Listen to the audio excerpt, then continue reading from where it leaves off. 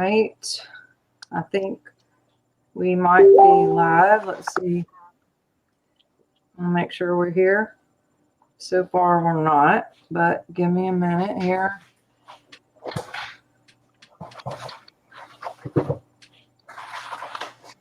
Are we here?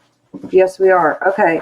Let me make sure to edit this because it has been not letting anything I do be public, which is retarded.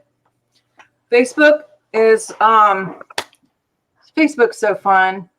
They deplatformed Laura Eisenhower and David Rodriguez, and then this morning they deplatformed Jason Dean, Dr. Jason Dean. And what they're doing with me now is every time I post something, if I don't click the extra button that says that I want it to be public, then it only shows to me. Like, I'm the only person in the world that can see any of the posts, not a single person. But I have a public page and I have the settings set for public. But if I don't click the button that says that I want everyone to see it, then they won't. Anyway, hi. My name is Dr. Sharnael Wolverton-Sehon. I am with swiftfire.org, True TV. Super excited because we have James Redfield here. He is an author. He wrote the book Celestine Prophecy back in the 90s. I read the book then. I actually got it out again a few years ago. And James, I've never talked to you in person. I've met your wife, but I love your work. And I've recently went back to some of your videos on synchronicity, and you call it the morphic field. I call it the biofield. We have a lot of things that we're kind of talking about the same, but I would love for you to share your background and how you got, the book and where you are now, and just a little bit for the people who are on my audience who may not be familiar with your book or your work, just to kind of start that out. Well, good. Happy to be with you, and hello, everyone. It's really fun for me to talk about the books right now. We have just re-released a copy of the Celestine Prophecy. And that's fun because it has a new afterword about it. But these are novels. These are adventure tales. And what we're really looking at is a novel that talks about spiritual consciousness. And really what it talks about is the real experience of this thing called spirituality. And all the, for decades, eons, really, humans have been trying to figure out what is our spiritual nature. What is this? If there's a creator, what's the nature of that creator? And so I was a psychotherapist, and in the 90s, I really wanted, I was experiencing suddenly the results of what was called the human potential movement. And that is, it was a quasi-scientific, very scholarly, but also people, poets, mystics, everybody come together in this really great dialogue. And get this, it started with Carl Jung 100 years ago. When Carl Jung, who's a depth psychologist, broke from Sigmund Freud and said, guess what? There's a spiritual part of our nature as well. And he started this whole conversation that has lasted 100 years. And I think that what has happened and what was happening back in the 90s was a kind of a lot of reading about consciousness and about spirituality. And what happened was that everybody was sort of reading this human potential movement, starting to realize there were these key experiences that defined spirituality. Spirituality is not a yes, I believe, or no, I don't believe, a mental kind of decision. It's, I can experience this connection called spirituality, spiritual connection, consciousness, or I can live my life not knowing all that's real. So what I decided to do is take that moment of and write a series of novels about what the real experience of spirituality is like. What these scholars for 100 years have talked about. And my first book was of 9 key, I called them insights. They're really understandings that I argued was coming to consensus in the world about how spirituality really worked. What is the spiritual nature of this planet? What are the spiritual rules? What can we expect to have in terms of experiences? So I started off with 9, and then in 3 subsequent novels, I talked about in the 10th, 11th, and 12th understandings of how the spiritual world really worked, and how really, since we're spiritual beings, in my view, how the universe really works. So we, in my view, we understand how to have the full experiences of spirituality now for the first time. And the book, my first book, of course, kind of went viral before the word was coined, and it just people passed it around like crazy, and within 2 years it was the best-selling book in the world. And which just made my point, was that people were understanding and pursuing and finding the real spiritual experiences and understandings of how, as I put it now, how to find the spiritually connected, fully conscious life. And that is, by the way, the most creative life you can find, the most emotionally stable life you can find, and the easiest life that you can find, because there's a karma principle operating in the world. That's one of the insights. And if you get on the right side of karma, which is about giving, not taking, then what happens is life goes a lot easier. You have good karma. You have more synchronicity, which is one of the basic experiences as well. So we can talk about one or all of those, and I have a lot of fun. But I go around everywhere saying to people that this is a magic time, a kind of time of pursuing consciousness. And it was happening before the shutdowns, right? 3 generations were asking, what's the meaning of life? Why am I here? In big ways. And then what happened just in the middle of that big conversation, we had all the COVID shutdowns. And then all of a sudden we're sitting, not only are we pondering, the meaning of life, but we're pondering it all shut up in our houses, right? So we're having to really find a personal meaning for life, not just having fun and all the things that we do to distract ourselves. We've been kind of forced to really come to grips with, what is my true inner security? What's my connection with the divine? And all the rest. So I call it the spiritual reset. This for whatever, I think we were all locked down for very sinister reasons. It didn't happen. It didn't have to happen. We were never locked down, and all the previous problems with these bugs that come around. Nobody ever thought about locking down, because it ruins your livelihood. It destroyed at least 26 million people's livelihood. Which means, and that's just in the United States. In the world, it really shut down and put in control what we see as really a fearful kind of self-serving controllers. And we just have to break out of that, and take our freedoms back. And that's necessary. even as we try to stay safe in this environment.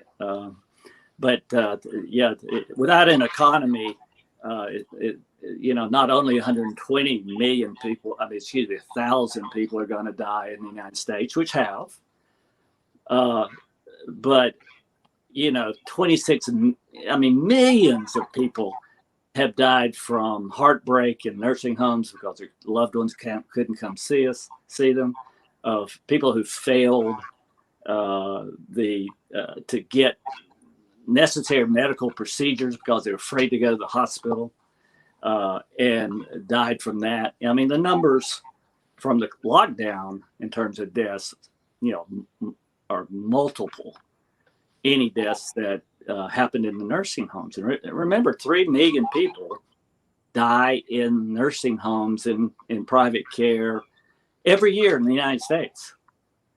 And now we know that the actual tests are bogus. They have a 75% positive bias, and so now there's a so-called surge at the same time that we realize that most people are not vulnerable to this bug. And so it was kind of a a dark side attempt to take over, but in my view, the silver lining is that it's a real spiritual reset. There's a lot of influence and really kind of positive power that comes from connecting spiritually. And so we're going to, the rebound from this is going to be a real cleanup of corruption in the world. Yes. I got a few things.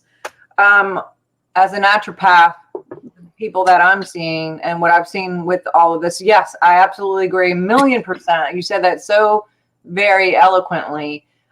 This reset, with the surge from the lockdowns, which are totally bogus, but it's about cases because they're locking down because there's more cases, but by definition, cases mean tests. So if they ramp up more tests, then of course they're going to have more cases because cases are tests. So the more tests that you have, even if someone is tested 55 times, then that counts as 55 cases. So that's what's causing the numbers to go up. I know people who, in the school systems who've been teachers and students who've been tested multiple times now, because if one person in the room is positive, then they test everybody again. Same thing with government. I have one young man who works for the government. He's been tested 11 or 12 times. Same thing with the police force or what have you. And he tests negative every time.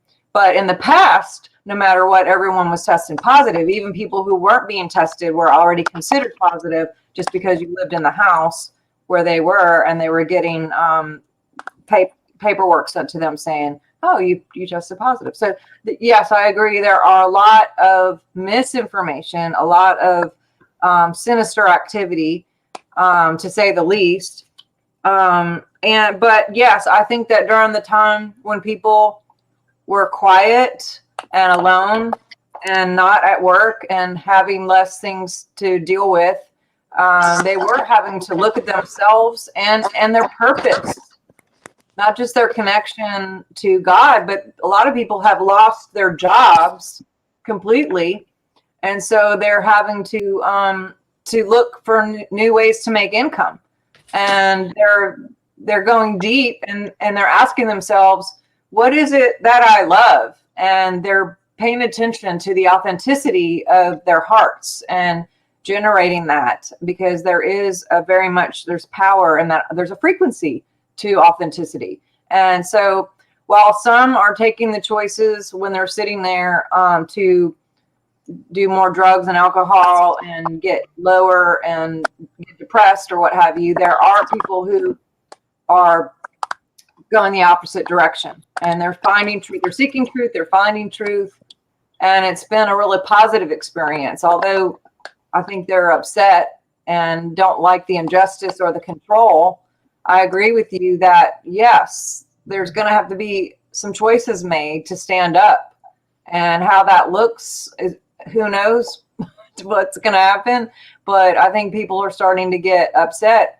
not as much as overseas. I mean, I have a lot of clients overseas, and I've traveled quite a bit. I know you have too. And they're having riots in Germany and the UK and Australia and all over. We're not having the riots to stop the lockdowns. They're having riots for other reasons that make no sense at all. That, it's like in their eyes they won, and they're burning things and beating people up and throwing fireworks at people. So it's like, if they lose or win, they're still doing this. But I love what you said about karma, because my hope and the law of what energy is you only get what you are. And so how long you cannot keep doing evil things over and over and over again without getting some sort of response to that energetically. And karma doesn't sleep. Karma doesn't take a minute off, let alone a day. And they're going to get everything they deserve. And if you talk to people like Robert Steele, who's ex-CIA, he's been on the phone with Sidney Powell for the last few weeks, hearing what's going on. Stuff is going down. And I think what they thought was coming against us, what they used against us, is going to turn in our favor. And Well, it's interesting because it's just a chaotic time. The astrology, I would recommend Joseph P. Anthony's work, astrological work, to really figure out what's going on in the sky. Whether you believe in astrology or not, his interpretations are very interesting. But what he says, I agree with totally. It's a time where the sunlight is being shined on all the corruption, and everybody's been compromised in a lot of ways who are in power. A lot of money and mischief, but it's all happening to be seen. The great majority of people in the United States or all over the world love their life, believe in democracy, believe in the truth, believe in the best for their neighbors and their children, and really want the best life possible. And like I say, it's while in my view, the dark side is just all that corruption. It comes from fear and inner insecurity. So you need power to make yourself feel good. So that's what we're not fighting that, because fighting just gets you over in the dark side. What you do is you just tell the truth. Everybody's redeemable. Everybody who's on the dark side could come over now and be redeemed. There's that structure in the world, and that's on the way to kind of win for truth and fairness and the best for everyone is to tell the truth and share the truth and do it with love. That's what happens with these experiences of spirituality. We're seeking and we're finding the real experience of spirituality, and we can talk about a few of those that are very important if you want to. Yes, I would. Because I'm just finding this graphic that I saw the other day. It says they aren't asking for unity, although they're declaring it, but they're demanding conformity. There's a difference. And,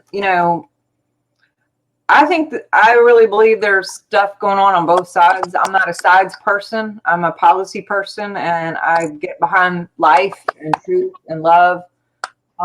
But yeah, I would love to hear your aspect on any of these things, whether synchronicities or the law, karma. What you go, I'll just follow your lead.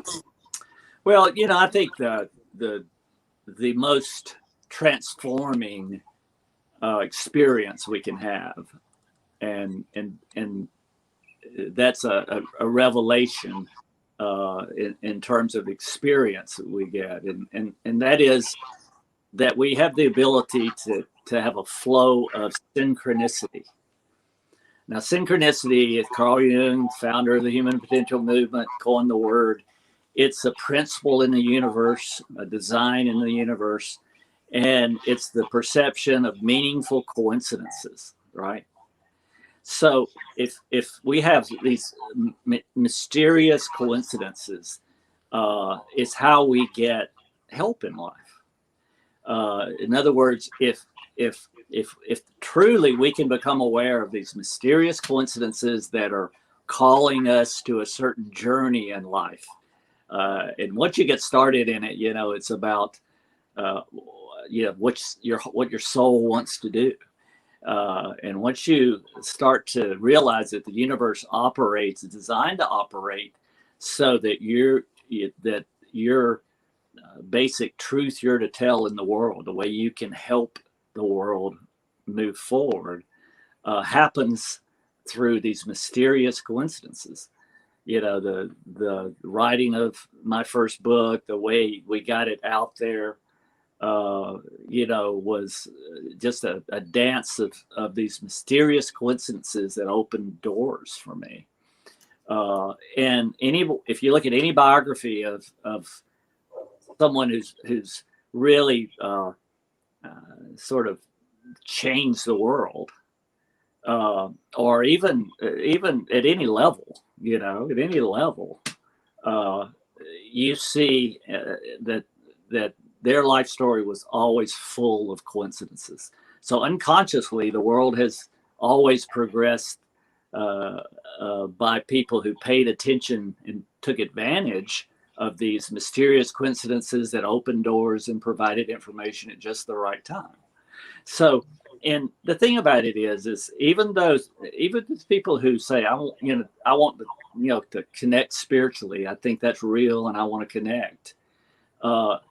It's hard to do because currently the world, the kind of assumptions out there in the world are still very, very materialistic. We live in a world where there's just, it's all chance, and we don't believe anything's going on at all. It's a random things happen to you in life, and all you have to do is just try to, by hook or crook, make money and have a happy life and going on a bunch of vacations, right? That's the assumption everybody lives with.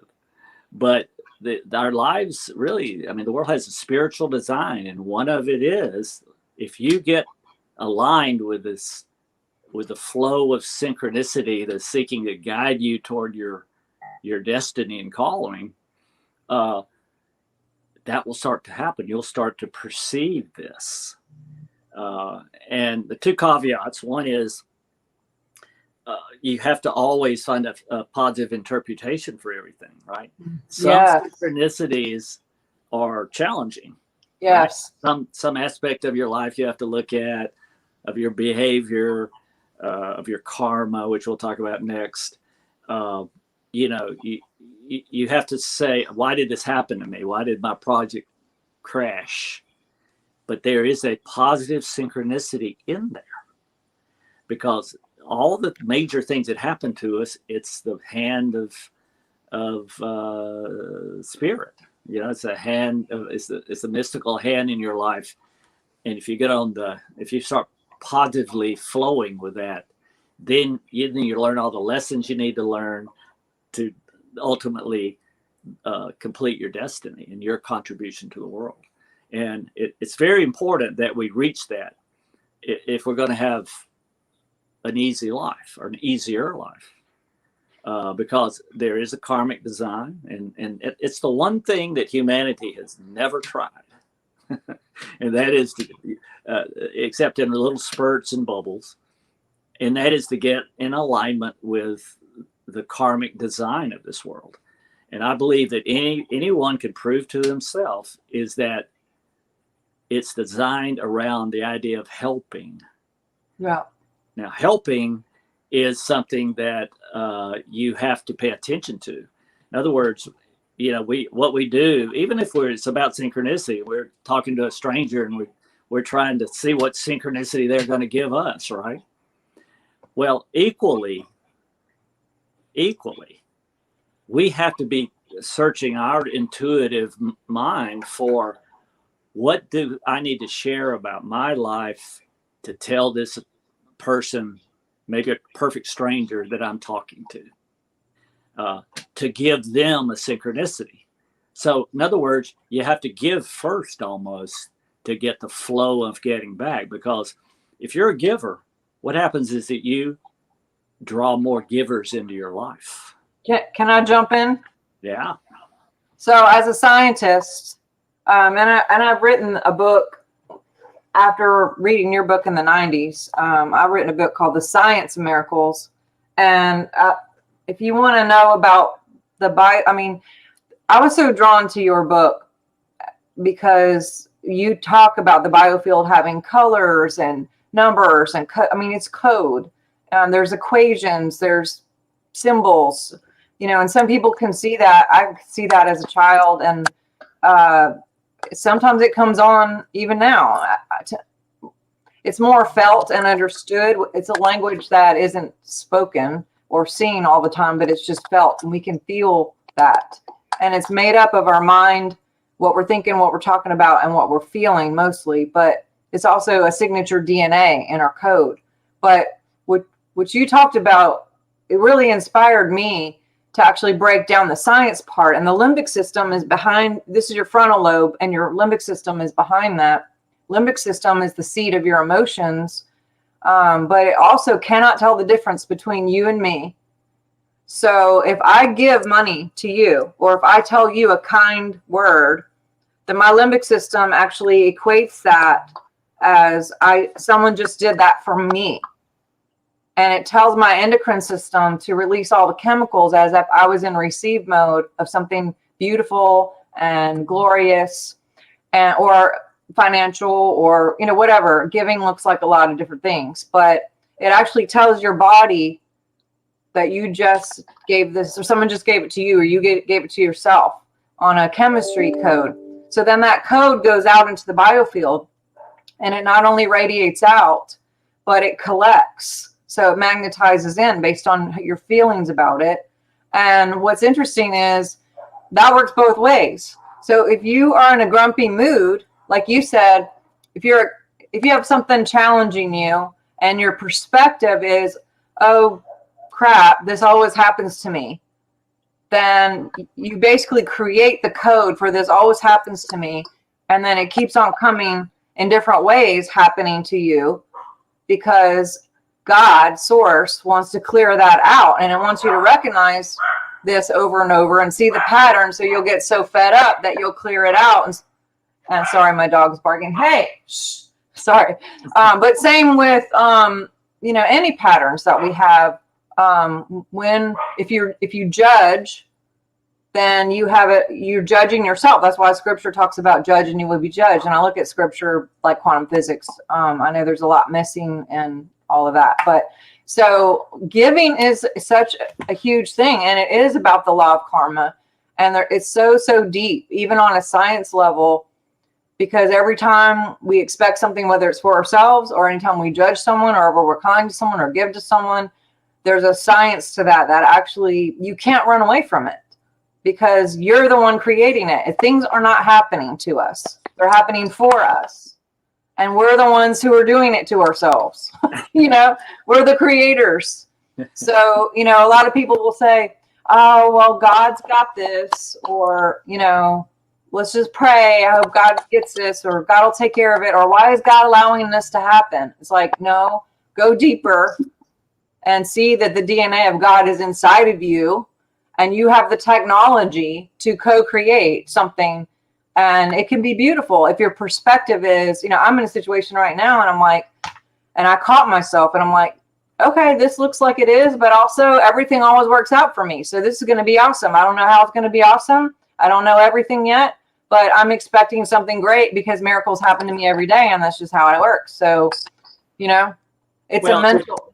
It's once we get into alignment, if you're a giver, you draw in more givers. You open up yourself to being a better giver. But it's important to know if we're takers, and this is why. And I'll finish my statement. If you're a taker, you draw into life more takers. Now, and interestingly, as a psychotherapist for a number of years, I realized, and any psychotherapist will tell you that people draw in when they have trouble with someone. The people that show up in your life to give you trouble are people that act just like you. So if you're in, we have to look at ourselves. Okay, if we're drawing in people that shout instead of talking reasonably, right? First thing you have to do is, how am I like that? Is that what's that message? What's the synchronicity of this person showing up in my life? But what happens is that over and over, if you're a taker, and we're unconscious of most of the taking we do. Most of the taking is that we point toward people is to get energy back. We feel short of energy, and if somebody else is talking in a way that makes us feel put down, then we react in a particular way. I call them the controlled dramas that we create in our life, trying to defend ourselves. And those dramas will just spin around and spin around. They never work. You never get to feel much better. But these are our reaction patterns. So watch the people that come into your life, and when we ask, what is, how is that me? And then let that go. Let that go and move in a positive direction. But when I say the human race hasn't tried it ever, it's because we unconsciously defend ourselves with people, and we're taking their energy so we feel it ourselves and feel better about ourselves. And what happens is that's just a circle of you taking it from somebody and them taking it back from you to learn, to ask you to learn a lesson. It's not punishment. It's just that's the way the karmic design is in this world. So, and that's why it's so important to get on think about giving synchronicity to another person. What does this person need to hear from me? Something I've done to bring a solution to my life, of a problem or of boredom or an emotion that's troubling. All that is something that you will, you'll get. Your intuitive intelligence opens up, and we just get a sense. And remember what happens if you just kind of blurt out some story about yourself that you think that person needs to hear, very, very often they'll say what? They'll say, I needed to hear that right now. This is right now in my life. I really, thank you so much. I needed to hear that. So see, at the karmic level, that is what the world is designed to be.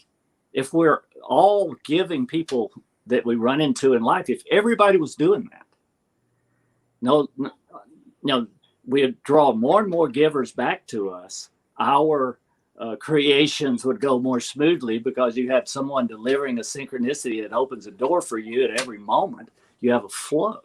So that's the way the spiritual design of this world is. And it's one of the key experiences, alignments.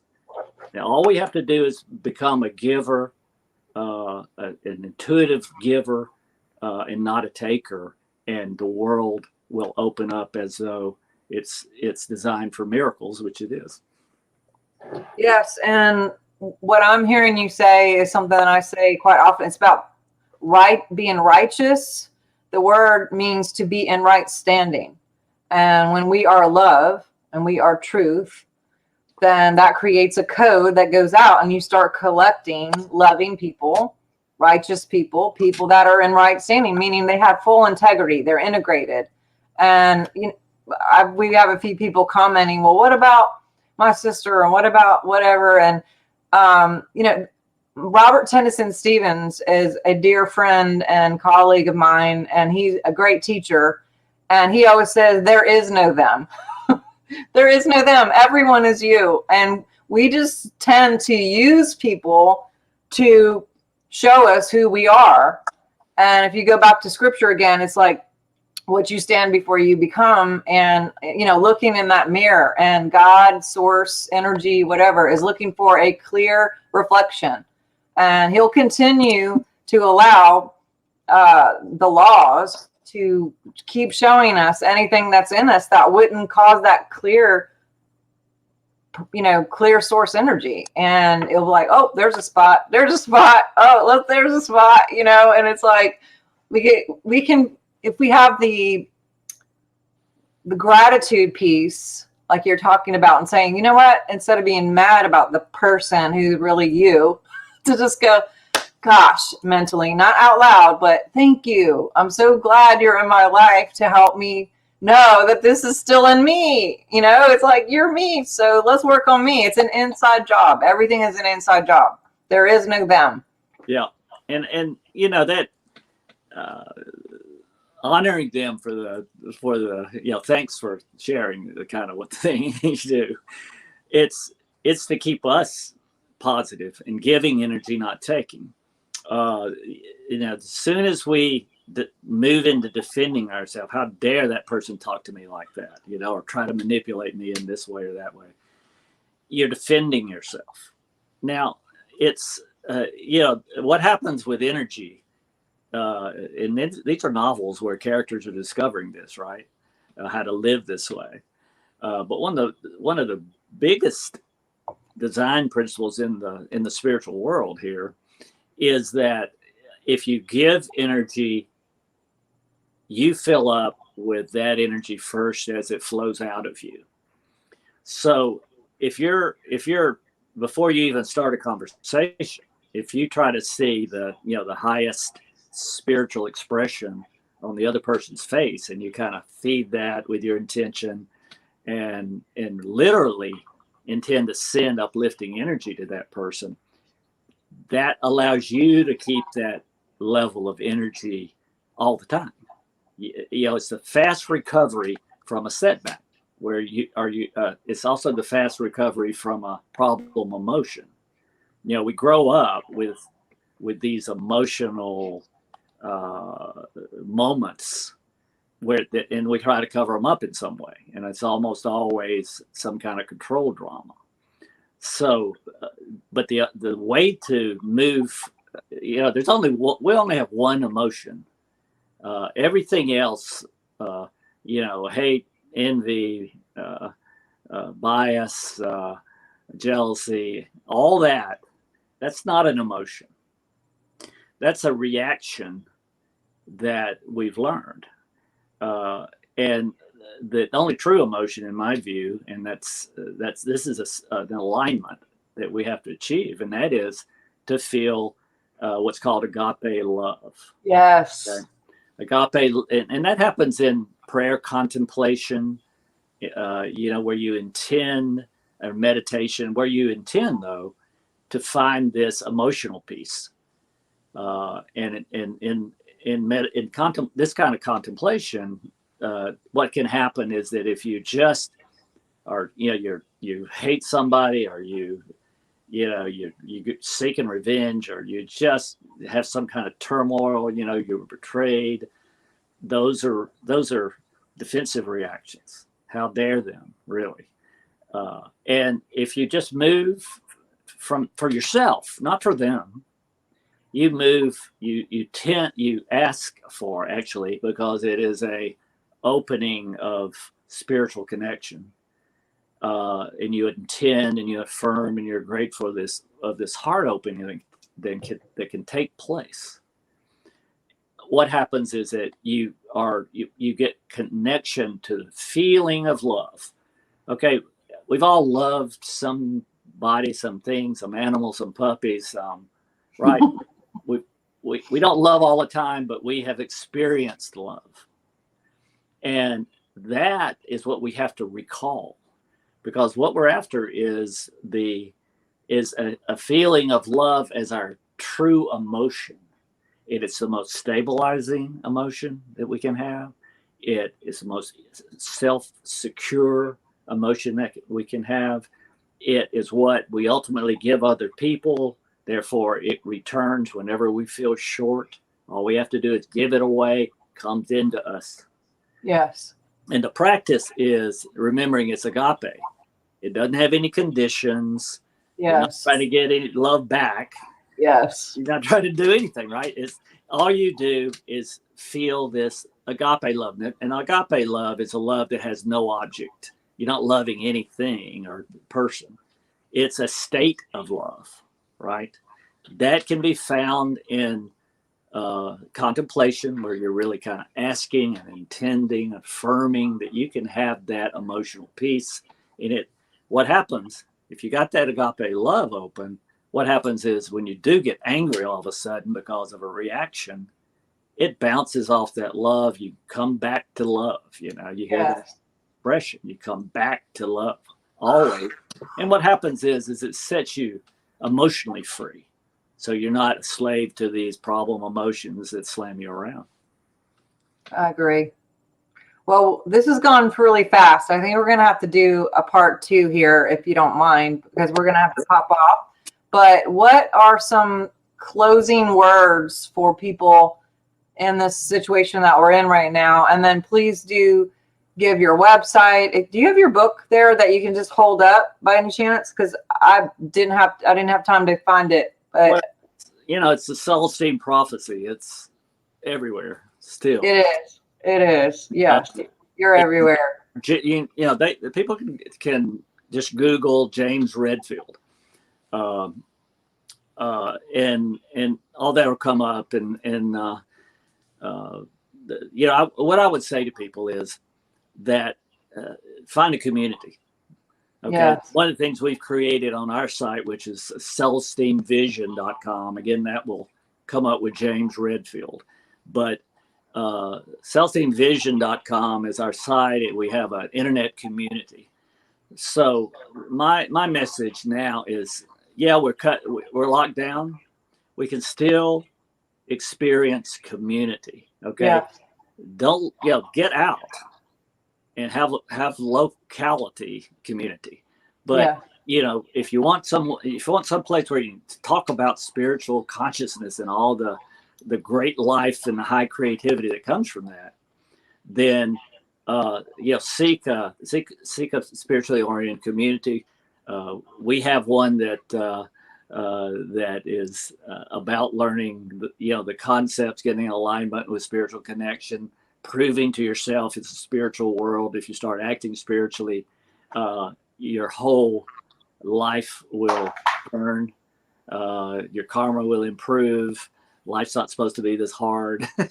Yeah. But it's within a community that this has to be talked about and integrated, right? Because we're herd animals. We're all together in this, and it's a time where people need togetherness and unity, because that's really around spirituality.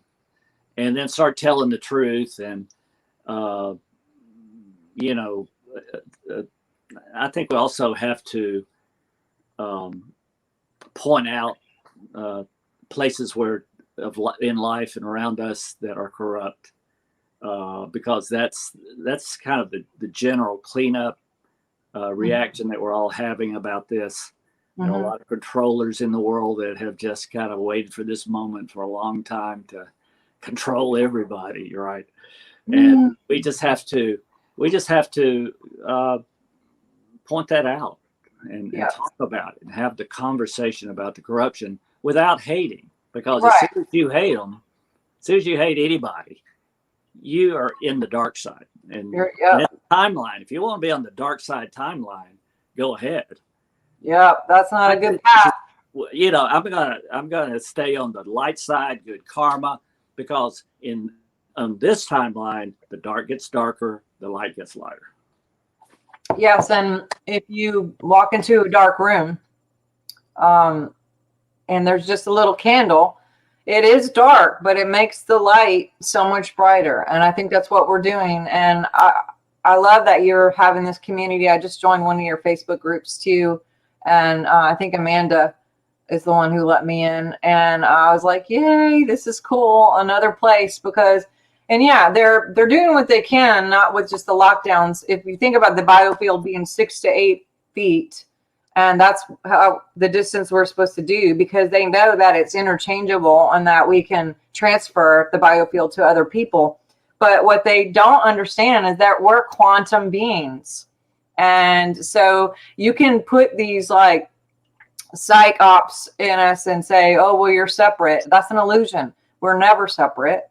We're in each other. We're all connected, and we can still find each other. I have found more truthers in this season than I have in my entire life. And it's been super cool. And you know what I'm seeing is with the collaboration and the multiplication, collaboration and the cross-pollination, there's been a multiplication, and we amplify each other. And it's just been so cool. And like I said, what they meant for bad, it's going to backfire. They are going to get theirs. And, you know, yeah, community is, you can transfer just by getting a coach, by getting a Facebook group, by just talking, just thoughts. You know, we have the technology for remote viewing and bilocation and, you know, teleportation. And, you know, how many times have you like thought about someone and then they called you? You think that's an accident? No, that's a God-given DNA technology that you have. We have that. So there is no separation. So yes, I concur, and yeah, definitely, you guys go get his book, go get all his books, watch the movie. I watched it again maybe a year ago, and I was like, wow. I mean, it's powerful, and I do hope that you will do another video with us here in the future. Maybe after Thanksgiving, we can do a part 2 and give you some more time to go through some of the other chapters and some touch on some other laws that you have, some of the key nuggets that you got for us. Well, thank you. I'd love to do that. And I would just say, you know, get into conversations, hopefully with your neighbors, but also across the world. You know, find a platform where you can really get into conversations about how, you know, your experience of spirituality, because that's the grand topic that can elevate and transform your life and allow you to experience these mysterious coincidences that'll take you through your solutions that you need and into your calling. I agree. Well, I hope to see you guys again. I want to let you know and remind you that there have been some people who have been deplatformed, like even more recently today. So please go to swiftfire.org and get the newsletter. Please go to his website and get jumped on here, because he is on Facebook too. We all have all these platforms, but the way things are going, I just want to make sure that we can connect and that we will not lose that connection. But so go to swiftfire.org. And then also, he had mentioned earlier about astrology, and not coincident, but I have several other shows today that will turn into videos. But we have right after this, in like 8 minutes, I have Charlie Ward, and he's going to be talking about the quantum reset and the ballot system. And that'll be at 3 for those of you guys who can stay on. And then at 7 tonight, I have Christopher Carter, who's going to talk about the whole astrology thing and the whole cosmos alignment and what that means, where we're at with the planets, what that actually means in the real time. He's also going to go into this December 21st, which seems to be a big time of shifting and change. And so I haven't looked at this Joseph Anthony guy, but I'm going to check him out. That would be awesome. And then after Chris, we have Jason Q at 8:30. And I don't know, James, if you haven't heard of these people, you might even want to, maybe we'll do a big panel and have a whole bunch of people, and then you guys can all meet each other and we can just explode this place with love and positivity and generosity. And yes, so thank you again. You guys, I will see you in a few minutes. Thank you for your time, James. Please tell Sally I said hello. Kiss the dogs for me. And I'll have to come back and visit here again soon. I had a great time. I didn't get to see you when I went up there, but I had a great time with Sally. So tell her I said, hey. I will do it. Bless All you. right. I'll be in touch. Thanks so much.